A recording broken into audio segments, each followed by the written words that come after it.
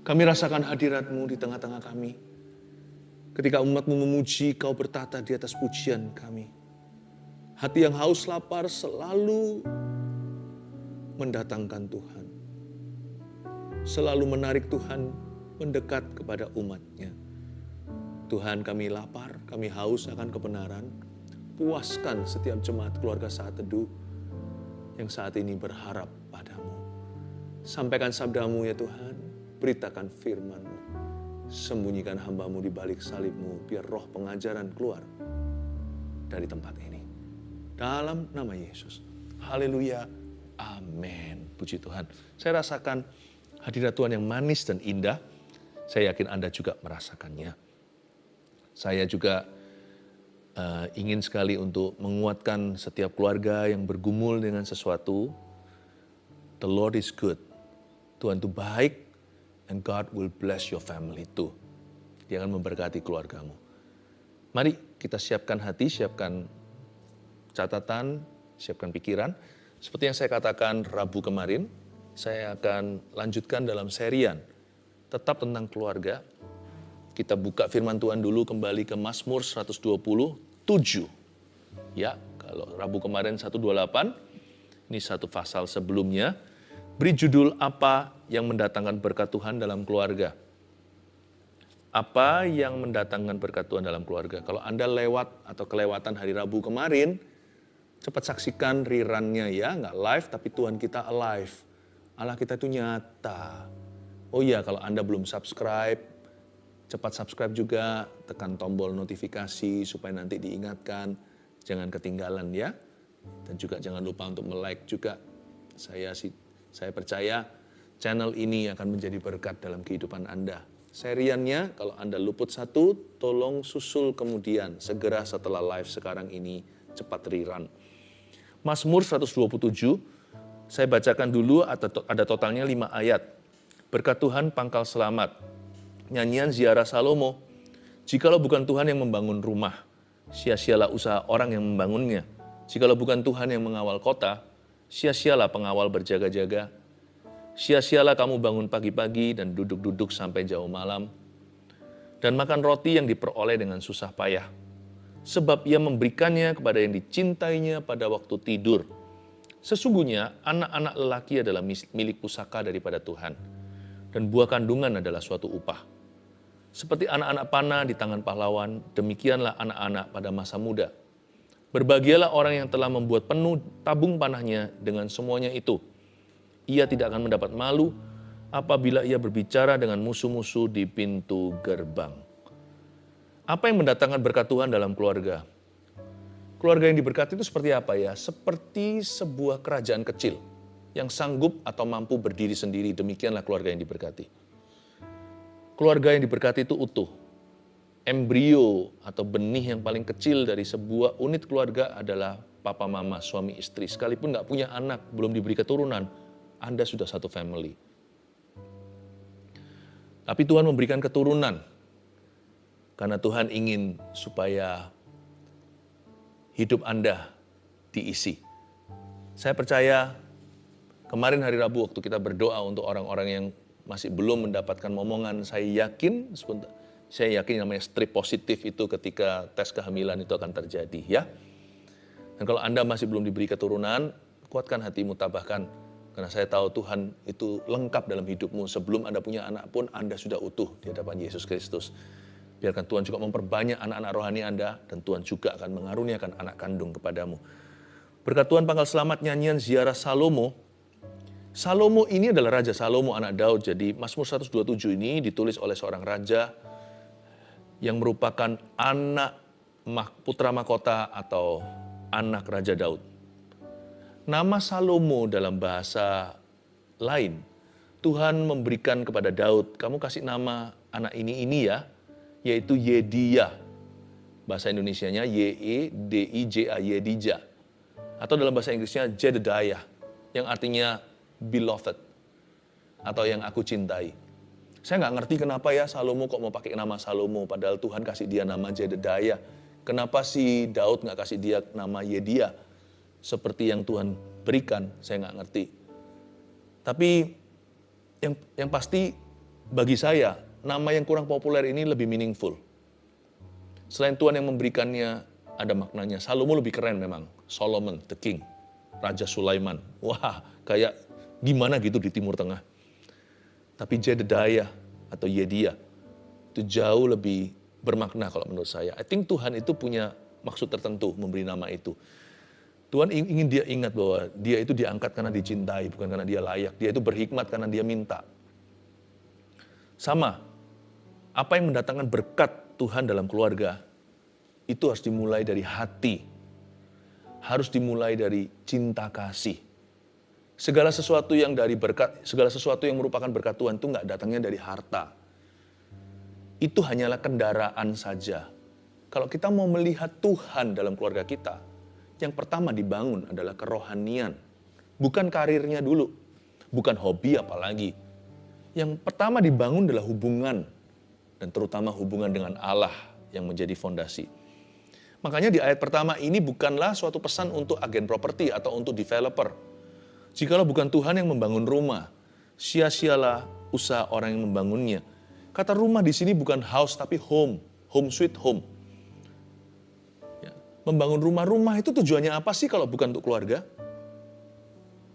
Karena itu membangun rumah di sini itu membangun rumah dari sisi dalamnya, bukan interior design, tapi bicara soal hubungannya. Nggak mungkin rumah itu bisa utuh berdiri kalau bukan Tuhan ada di tengah, di dalamnya. Kalau bukan Tuhan Yesus kepala keluarganya, meskipun suami kepala keluarganya. Tetapi Yesus kepala keluarga yang invisible, yang tersembunyi. Yesus adalah kepala suami, kepala laki-laki.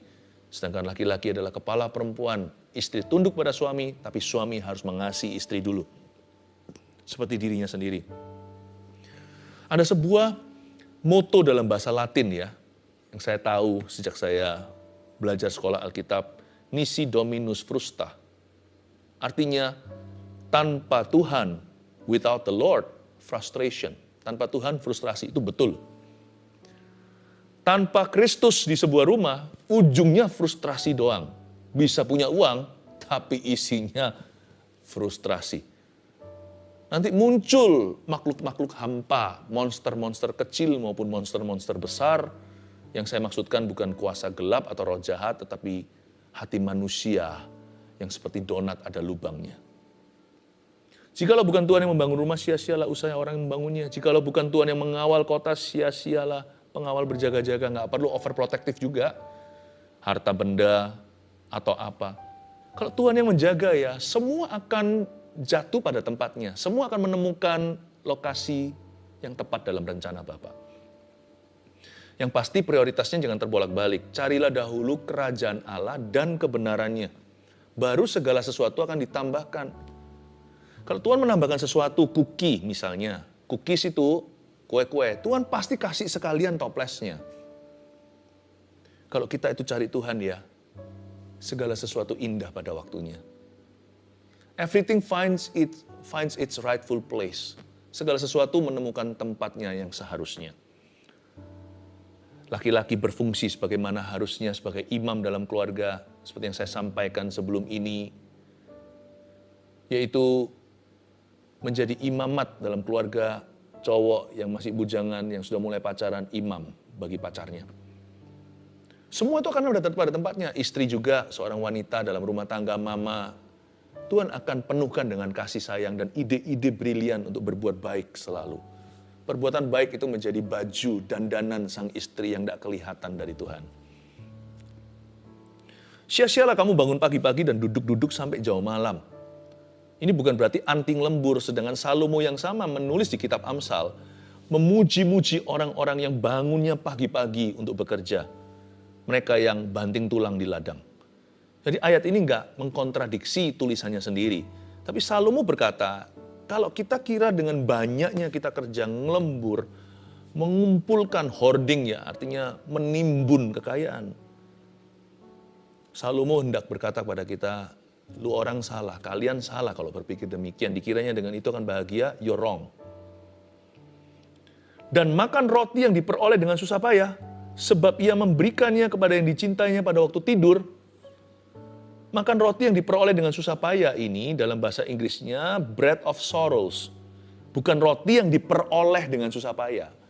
Bukan tenaganya yang jadi fokusnya, yaitu energi yang digunakan untuk memperoleh roti, bukan. Tapi roti itu sendiri di label susah payah. Mana ada sih orang mau beli roti yang mereknya susah payah? Pasti tulisannya delicious, yummy, yum-yum, atau roti apa yang menarik hati. Lihat aja sudah liur ludah. Atau diberi wangi-wangian atau wanginya roti. Sehingga dari luar itu kalau dia ada di sebuah mall ya kan, pelanggan ditarik masuk ke dalamnya. Mana ada orang atau pebisnis yang bodoh, seorang pengusaha yang bunuh diri dan menulis rotinya itu mereknya sorrows. Apes, ya kan, susah, sengsara, menderita. Silakan masuk ya di bakery susah. Bakery sengsara atau menderita, nggak ada yang mau masuk ke situ.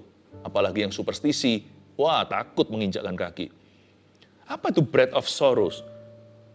Kalau orang sungguh-sungguh menderita nggak akan punya roti. Roti itu barang mewah. Ya, kalau mereka waktu itu makannya ya mungkin roti tidak beragi atau apa. Ini roti yang diperoleh dengan susah payah. This is sophisticated bread. Ini bukan roti-roti yang plain itu. Ini nggak mungkin kalau orang itu sungguhan menderita, sungguhan sengsara, dia bisa makan roti. Jadi roti yang diperoleh dengan susah payah ini juga berlaku untuk orang kaya. Berarti roti mereka itu didapat dengan mudah, tapi ketika sampai di tangan mereka jadi roti susah payah. Kalau orang miskin sih sudah pasti, itu sudah rahasia umum, rotinya diperoleh dengan susah payah. Tapi kalau dia hatinya pada Tuhan, miskinnya adalah miskin di hadirat Allah, berbahagialah orang yang miskin di hadapan Allah. Ya. Orang boleh miskin harta, tapi hatinya itu kaya dengan Allah, dengan roh Allah. Roti yang dapat dari susah payah jatuh ke tangan orang miskin yang demikian langsung jadi roti yang kaya raya. Karena dimakan dengan senyum dan dengan tertawa. Dimakan dari hati yang berbahagia, hati yang gembira adalah obat, semangat yang patah keringkan tulang.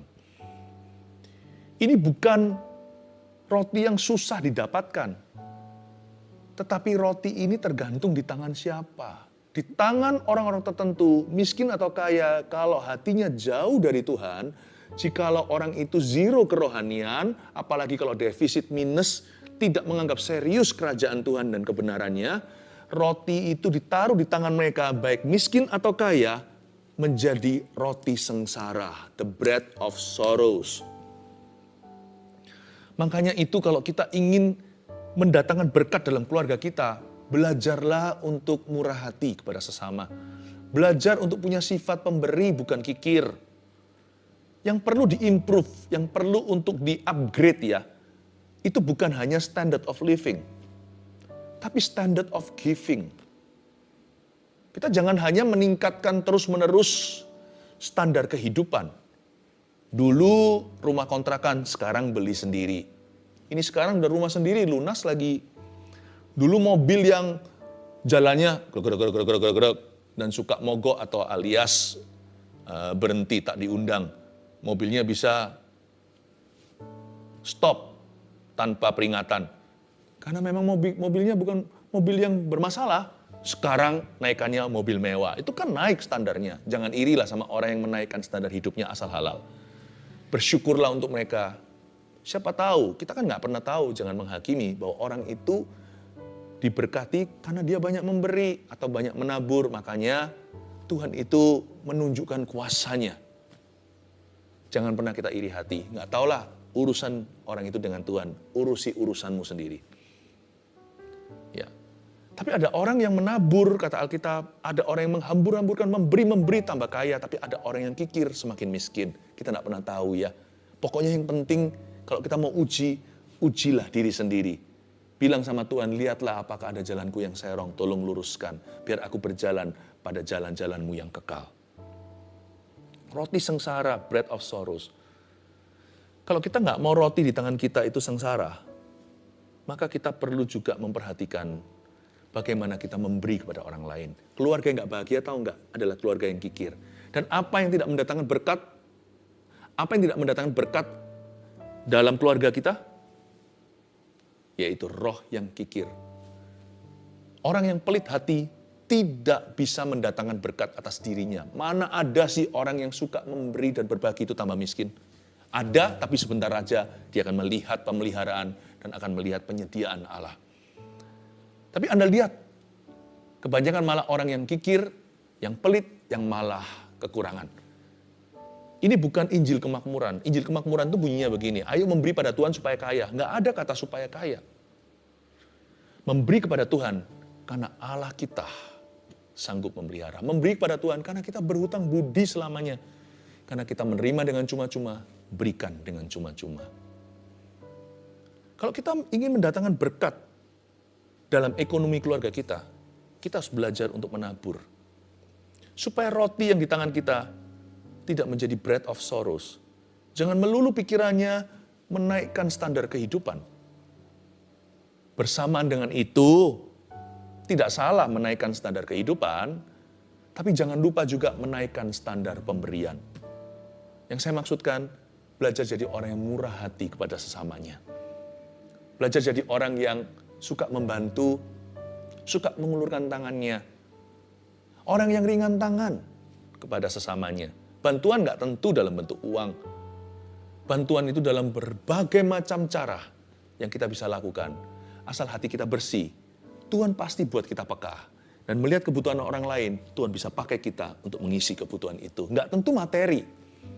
Bisa saja memberi waktu, memberi tumpangan, membantu seseorang untuk mengenalkan, atau menemani orang dalam sengsaranya, menjembatani dengan siapa, ya, atau berbagi informasi, nggak tentu materi dalam bentuk fisik. Tapi termasuk juga jikalau memang itu kebutuhan. Kalau ada orang lapar datang ke kita, minta roti, masa kita berkata, God bless you my friend, let me pray for you. Yang dia butuhkan bukanlah doa, yang dia butuhkan makan. Lalu setelah itu doakan. Dan makan roti yang diperoleh dengan susah payah. Ini orang yang kikir, yang pelit, yang hanya mau bangun pagi-pagi duduk sampai jauh malam untuk dirinya. Sibuk membangun rumahnya, mengawal kotanya, jaga hartanya. Padahal Tuhan bilang sebab ia memberikannya kepada yang dicintainya pada waktu tidur. Ini maksudnya ya, berkat yang datang dari Tuhan itu nggak datang, tidak ditempelkan bersamaan dengan berkat itu penyakit-penyakit jiwa. Tidak ada yang namanya anxiety sicknesses. Tidak semua penyakit jiwa itu berarti gila. Tidak semua. Ada juga penyakit jiwa dalam bentuk yang paling mulus, kita nggak menganggap itu sebagai sesuatu overthinking misalnya. Orang yang terus kemana-mana was-was, yang menjadi seorang individu yang paranoid, takut ini, takut itu, sehingga tidak bisa bebas hidupnya. Hidupnya nggak bisa happy, nggak bisa plong. Dan selalu tercuri damai sejahtera dan sukacitanya. Saya nggak menyebut itu penyakit jiwa. Tetapi tentunya itu bukan normal yang Tuhan kehendaki atas hidup Anda dan saya. Dan berkat Tuhan kalau Tuhan berikan dalam kehidupan kita, tidak diberikan, tidak susah payah tidak menambahinya. Artinya berkat Tuhan itu akan mengalir alami. Dan tidak ada embel-embelnya lalu dikasih penyakit itu, penyakit ini. Berarti dari sini kita tahu bahwa penyakit panic attack, depresi, semuanya itu bukan dari Tuhan datangnya. Tuhan tidak memberi penyakit kepada kita. Sekalipun jikalau seolah-olah kelihatannya sepertinya Tuhan izinkan, segala sesuatu yang baik dan benar, kata Yakobus, itu datangnya dari Bapa. Jangan sesat, Tuhan tidak mencobaimu. Tuhan sendiri pun tidak dicobai. Karena Tuhan itu tidak jahat, tidak ada pertukaran bayangan. Tapi kalau kita mengalami semua yang saya maksudkan tadi ini, panic attack dan segalanya, udah nggak usah kita cari tahu dari siapa, mengapa. Kata mengapa, pertanyaan itu nggak ada jawabannya. Daripada gitu, tanya aja who. Tanya pada dirimu sebuah pertanyaan satu kata, who atau siapa. Datang pada siapa ketika kita dalam masalah, ketika kita dalam pencobaan, ketika kita tertekan, saat kita berbeban berat, letih lesu juga. Kita datang pada siapa? Jawabannya adalah Yesus. Datanglah kepadaku, marilah kepadaku semua yang letih lesu dan berbeban berat. Aku akan memberimu kelegaan. Pikulah kuk yang kupasang, kuk yang kupasang itu ringan. Makan roti yang diperoleh dengan susah payah sebab ia memberikannya kepada yang dicintainya pada waktu tidur. Ketika Salomo jauh dari Tuhan, mungkin dia sudah mulai kurang tidur atau semacam insomnia. Mungkin dia ingatkan. Saya nggak tahu kapan Salomo menulis ini, waktu dia masih dekat sama Tuhan, masih takut akan Allah, atau ketika dia sudah murtad jalannya. Tapi yang pasti ini nyanyian ziarah Salomo. Mungkin di hari-hari itu ya. Hari-hari dia memerintah itu ada saat-saat di mana dia nggak bisa tidur. Dia ingatkan, hai Jedediah, my beloved, yang dicintainya. Itu kan namanya sendiri, yang dicintainya. Sebab ia memberikannya kepada yang dicintainya pada waktu tidur, kita nggak sadari. Salomo ngomong tentang dirinya juga. Sebab ia memberikannya kepada Yediah atau Jedediah, memberinya tidur pada waktu tidur. Kalau kita punya anak di benua yang lain, dia lagi sekolah, kuliah, ini harafiah. Kita lagi tidur di situ, tuh Tuhan yang harus jaga anak kita. Karena di situ siang.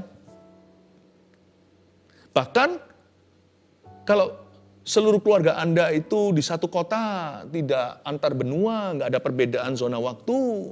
Waktu tidur malam hari itu pun Tuhan yang menjaga seluruh estate atau semua hak milik kita. Baik itu manusia maupun barang. Tuhan yang jaga. Bahkan Tuhan yang jaga kita dalam tidur kita. Jangan pernah take it for granted, jangan pernah kita anggap enteng dan remeh. Tiap kali bangun tidur, kita bisa melihat matahari lagi. Harusnya kita berkata, thank you Jesus, I'm alive today. Tuhan yang jaga kita. Tapi berkat Tuhan itu datang tanpa anxiety sicknesses. Tidak pernah ada penyakit-penyakit embel-embel yang mengikuti. Jadi yang sakit datang dari siapa? Sakit termasuk beban berat. Datanglah pada Yesus. Sesungguhnya ayat 3, anak lelaki adalah milik pusaka daripada Tuhan. Dan buah kandungan adalah suatu upah. Seperti anak-anak panah di tangan pahlawan, demikianlah anak-anak pada masa muda. Ayat 3 dan 4 ini, apa yang mendatangkan berkat Tuhan dalam keluarga? Ya, kalau Tuhan kasih anak, asal anak itu dalam pernikahan kudus, berarti berkat juga akan datang. Orang kuno itu ada benernya, banyak anak banyak berkat, tapi juga jangan sembrono. Punya anak seperti hewan berkembang biak, tapi nggak punya persiapan, makanya itu jangan sembarang menikah. Yang bujangan siapkan hati, siapkan dulu mental, siapkan dulu moral, siapkan dulu secara spiritual, siap juga paling tidak punya karir, nggak usah muluk-muluk sih, ada orang yang terlalu idealistis, harus punya segala sesuatu baru menikah, umur berapa, asal Anda punya kerjaan yang mapan, udah punya tanggung jawab, udah lulus sekolah, keluarga udah setuju. Kalau keputusan yang Anda ambil itu sudah di dalam tanggung jawab yang baik, dan ada restu Kristus di dalamnya alias pernikahan kudus, saya percaya dengan memberimu anak, Tuhan memberimu berkat. Sebab anak itu akan mendatangkan berkat. Tuhan tidak pernah mengutus mulut lalu tidak memberinya makan. He who creates mouths will send meat to feed the mouth. Dia yang menciptakan mulut, betapa indah anak kita kan. Kalau Anda lihat bayi itu, 2 mata, lalu telinga, hidung, mulutnya, kita rayakan putra-putri kita. Jari-jarinya lentik indah, kakinya lengkap, hargai, yang cacat pun harus disayangi. Apalagi yang lengkap juga, jangan keluhkan. Yang penting jangan beda-bedakan laki dan perempuan. Karena di Alkitab dikatakan anak lelaki itu milik pusaka. Perempuan tidak kalah, buah kandungan adalah upah. Mana lebih gede? Inheritance atau reward? Milik pusaka itu, wah milik pusaka. Tapi upah itu kan sesuatu yang dituju. Upah itu sesuatu yang di depan. Upah itu seperti, kalau ini semua udah beres, ini. Ku beri sesuatu. Ku berikan imbalannya. Berarti lebih besar daripada semua usaha kita dong. Kalau kita kerja keras 1 jam, lalu habis itu ujungnya dikasih gaji. Upah harian, berarti dia menghargai bahwa keringat kita itu dihargai dengan salary. Berarti salary itu melebihi keringat kita. Itu berarti inilah penghargaanmu. Karena itu jangan pernah keluhkan gajimu. Kalau sekarang itu yang Tuhan izinkan dalam hidupmu, itu melebihi keringatmu. Berarti semua hasil usaha kita dinilai dengan itu. Dan inilah penghargaannya di ujung hari atau ujung bulan. Tapi anak perempuan itu ternyata adalah sesuatu yang dinanti-nantikan. Jangan seperti orang-orang kuno atau kolot. Wah, perempuan, maunya cowok, maunya laki-laki. Anak perempuan itu sesuatu yang dinantikan 9 bulan. Wow, anak perempuan, keluar anak perempuan sungguhan. Yeay, happy, haleluya. Inilah upah atas semua penantian kami. Upah atas jerih payah, upah atas kesusahan kami di bawah kolong langit, di atas bumi. Tuhan memberi kami a daughter. Memberi kami anak perempuan. Nggak kalah dengan milik pusaka. Beda aja perannya. Sesungguhnya anak laki-laki dalam milik pusaka, jikalau kita melihat satu keluarga anaknya banyak, kalau itu keluarga yang sehat dalam Tuhan, ya kan, jangan pernah berkata, anak banyak gitu, wow, nggak bisa bayangkan pengeluaran mereka, salah. Justru karena anak banyak itu, Tuhan kasih lebih banyak pemasukan. Supaya Tuhan yang memelihara, karena anak itu titipan. Sadarkah Anda yang saya katakan tadi, Tuhan yang ciptakan perut akan mengisinya. Tuhan juga akan kirimkan daging. Haleluya. Kalau kita selama ini meragukan putra-putri kita, ini untuk orang tua ya. Kalau kita meragukan mereka, dan mereka menjadi doubtful blessings, menjadi berkat yang meragukan. Nggak yakin aku. Itu karena yang salah, yang perlu introspeksi juga orang tua.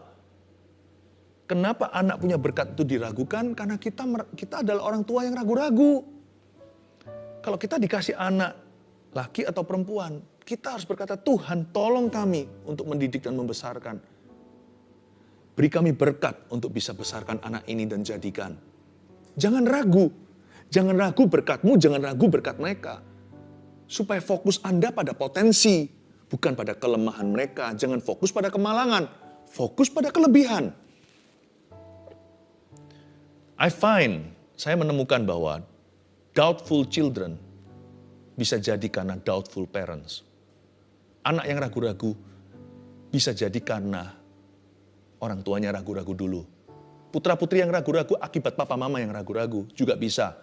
Tidak bisa pukul rata ya, selalu ada perkecualian. Ada orang tua yang perfect kayaknya, udah sempurna. Anaknya nakal juga ada. Tapi paling tidak kita bisa tarik garis besar. Supaya kita bisa jadikan itu bimbingan dan tuntunan pelita bagi kaki, terang bagi jalan. Seperti anak-anak panah di tangan pahlawan kan? Demikianlah anak-anak pada masa muda. Anak muda itu seperti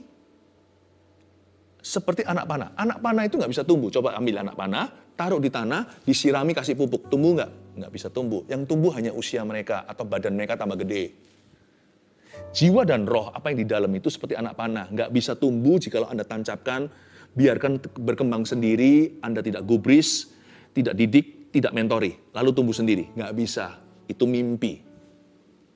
Apa yang di dalam mereka itu anak panah, yang di luar itu tumbuh sendiri. Anak panah gimana? Coba Anda lihat, anak panah kalau bikin gimana? Seperti di Amazon, yang primitif. Orang-orang yang di situ ambil dari kayu tertentu, lalu di situ dia lalu dia apain? Sama dia lewat cara craft atau prakarya, dibikin sesuatu yang runcing ujungnya, dan dibikin begitu mulus supaya nanti melejit tanpa gangguan, melawan gravitasi bumi. Anak muda atau anak putra-putri kita yang ditaruh di rumah kita itu harus dibentuk. Harus dibentuk dengan tangan yang mahir. Makanya papa mama harus takut akan Allah, harus dekat sama firman. Tangan kita ini begini terus di atas Alkitab. Seperti orang yang disumpah di pengadilan, jangan lepaskan.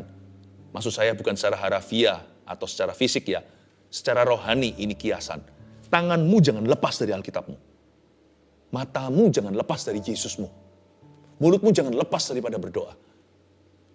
Karena dibutuhkan a skillful man untuk membentuk anak muda. Dan anak panah tidak bisa cari arahan sendiri. Mereka perlu diarahkan. Mana ada anak panah itu bisa tentukan sendiri mau timur atau barat. Kita yang ambil dan di tangan pahlawan kita yang arahkan kiri atau kanan. Kita yang targetkan. Jangan suruh anak memutuskan sendiri mau kuliah apa. Anda harus pengaruhi dari sejak dia lulus SD misalnya. Jangan biarkan dia terserah nanti cari-cari jalan sendiri. Anda mesti tunjukkan jalan. Ini loh arah, itu target. Ini yang kita mau. Itu yang sesuai dengan karunia dan talentamu. Meskipun dia memutuskan sendiri, ketika melejit anak panah itu kan tidak di tanganmu. Dia melejit sendiri, dan dia tahu harus kemana. Ada satu waktu, mereka dilepas harus membuat keputusan. Tapi kitalah yang mengarahkan. Anak panah bukan panahnya, you panahnya papa mama. Senarnya adalah komunikasi dengan mereka. Berbahagialah orang yang telah membuat penuh tabung panahnya dengan semuanya itu. Penuh, tabung panah itu bukanlah gentong yang besar. Tabung panah itu terbatas. Tabung panah paling seberapa? Seginilah ya, taruh di belakang sini. Kalau besar kan namanya ini, namanya apa itu? Kalau yang kecil di situ, berarti nggak perlu banyak anak di sini. A quiver is small and it's full. Dalam bahasa Inggrisnya quiver itu atau tabung panah itu kecil aja, pipih, tapi penuhkan. Bicara tentang kualitas bukan kuantitas. Bukan banyak-banyakan anak. Kita bukan buka ternak. Tapi berapapun yang kau miliki sedikit atau banyak, arahkan mereka. Yang berikutnya, ia tidak akan mendapat malu apabila ia berbicara dengan musuh-musuh di pintu gerbang. Musuh-musuh di pintu gerbang ini bukan perang. Maksudnya, kalau dia berbincang-bincang dengan orang-orang di masyarakat, di pintu gerbang adalah tempat orang-orang itu rundingan.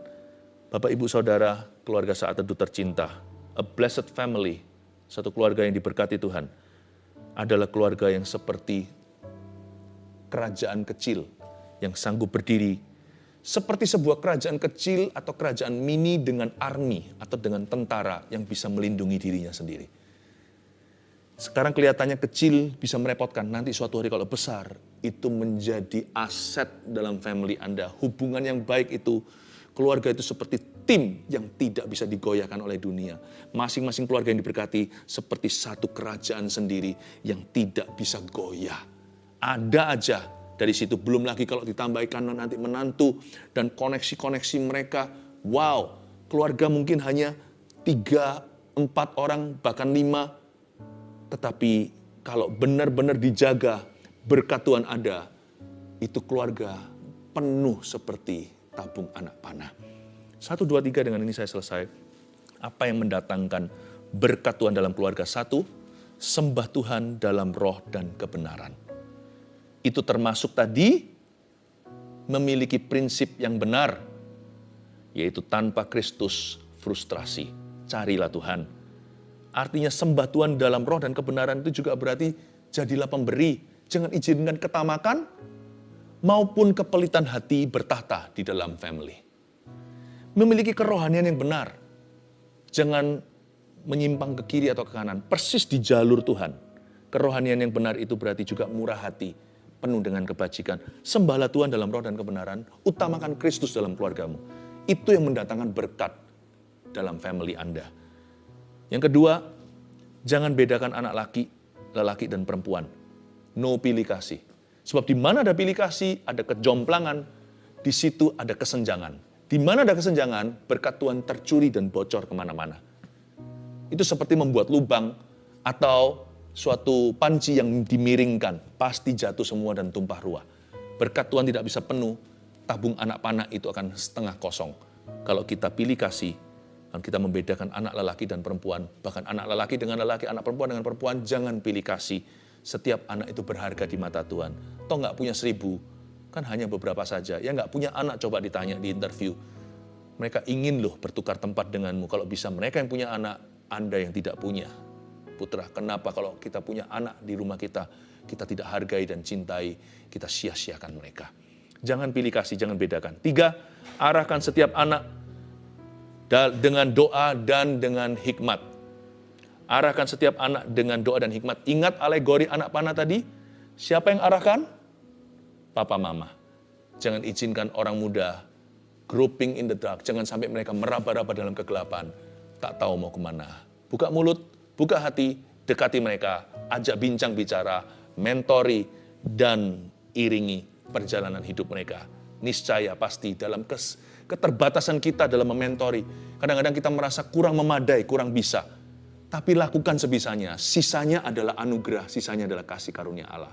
Papa, mama, ayah, ibu, Anda pasti mempan dalam hidup anakmu. Saya ulangi, Roh Kudus berkata begini, Anda pasti mempan dalam hidup anakmu. Mereka tidak butuh pendeta, mereka butuh Anda. Mereka tidak butuh psikiatris, mereka butuh Anda dulu.